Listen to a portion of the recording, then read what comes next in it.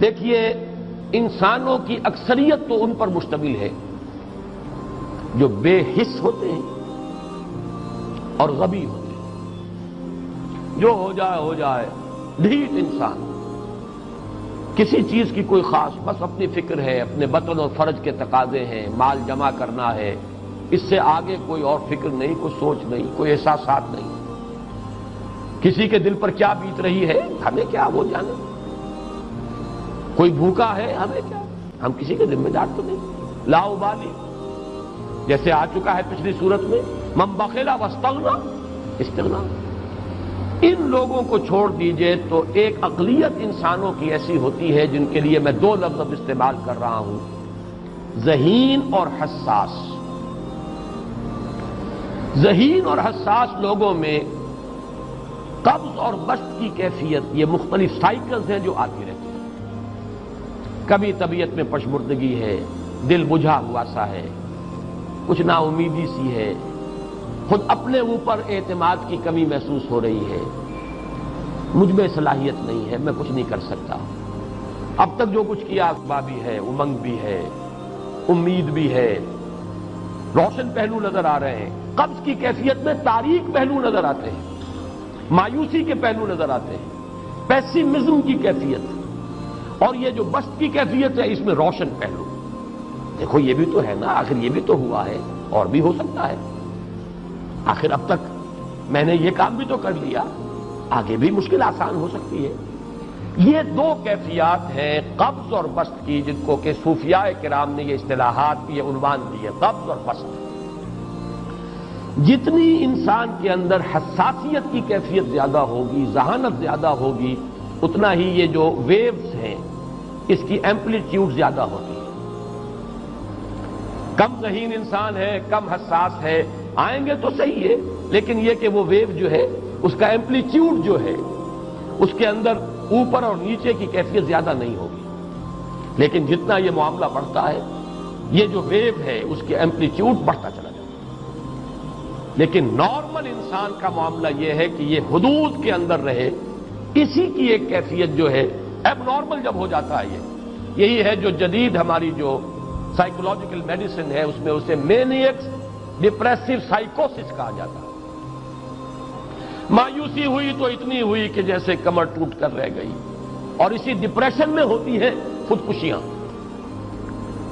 خودکشی کر جاتا ہے ڈپریشن،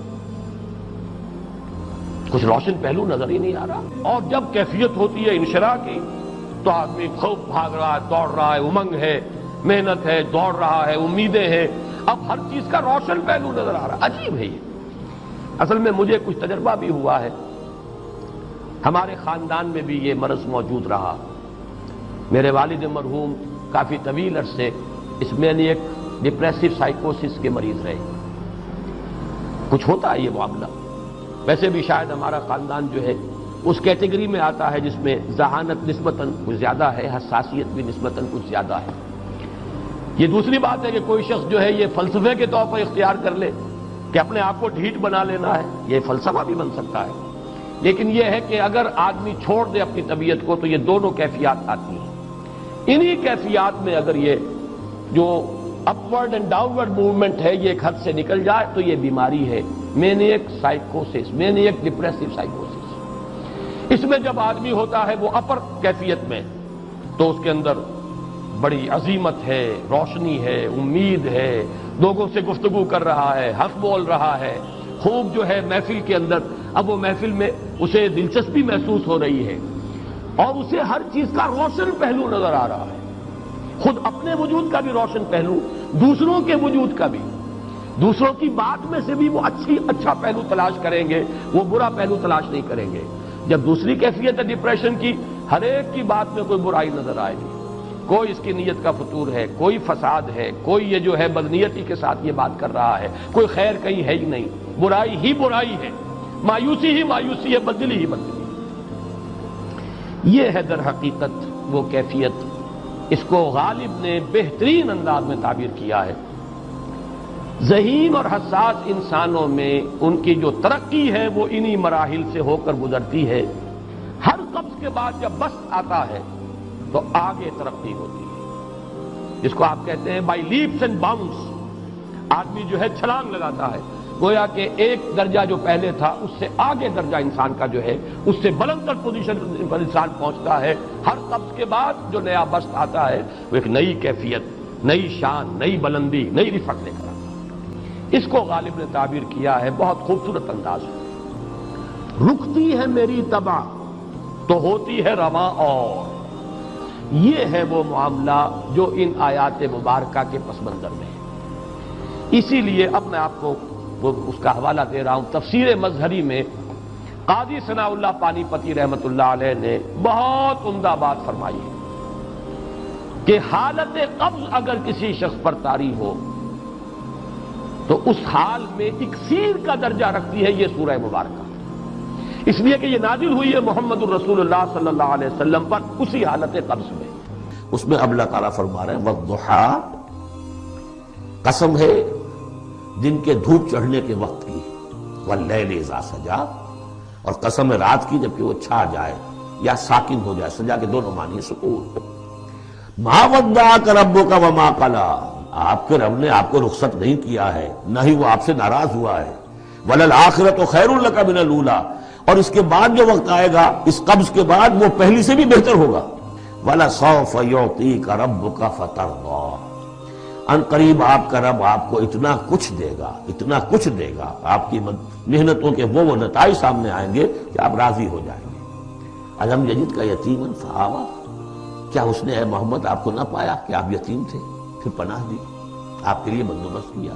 وَوَجَدَكَ ضَالًّا فَہَدَىٰ، اور پھر جب آپ شعور کی پختگی کو پہنچے اور غور و فکر کا مرحلہ آیا، حقائق میں انسان کو سوچ بچار کا مرحلہ آیا اور آپ کو دیکھا کہ آپ تلاش حقیقت میں سرگرداں ہیں تو ہدایت دی۔ وَوَجَدَكَ عَائِلًا فَأَغْنَىٰ، اور پایا آپ کو تنگ دست تو غنی کر دیا۔ فَأَمَّا الْيَتِيمَ فَلَا تَقْهَرْ، ہم نے آپ کو یتیم پایا، پناہ دی، اب آپ بھی یتیم کے سرپرستی کیجئے، کسی یتیم کو اس کے اوپر کوئی جبر نہ ہو، سختی نہ ہو۔ وَأَمَّا السَّائِلَ فَلَا تَنْهَرْ، اور آپ جب کہ تلاش حقیقت میں سرگرداں تھے تو ہم نے آپ کو ہدایت دی، اسی طریقے سے اب آپ کو بھی کوئی شخص سائل بن کر آپ کے پاس آئے سوال کرے، اسے جھڑکنا نہیں ہے۔ وَأَمَّا بِنِعْمَةِ رَبِّكَ فَحَدِّثْ، اور جو ہدایت تمہیں دی ہے ہم نے اب اسے عام کرو، یہ نعمت ہے، آپ کے رب کا انعام ہے، یہ ہدایت جو آپ کو عطا ہوئی ہے اس کو بیان کرو۔ اس کے بیان کرنے میں یہ بھی ہے کہ اللہ کے انعامات کا چرچا انسان کرے اس کا شکر ادا کرنے کے لیے، اور یہ بھی ہے کہ اس کو پھیلائے اور عام کرے، دوسروں تک پہنچائے، ورنہ وہ بخل ہو جائے گا کہ وہ دولت جو ہے ہدایت کی اس کو آدمی صرف اپنی ذات تک محدود رکھے اور اس کا جو خیر ہے وہ دوسروں تک نہ پہنچائے۔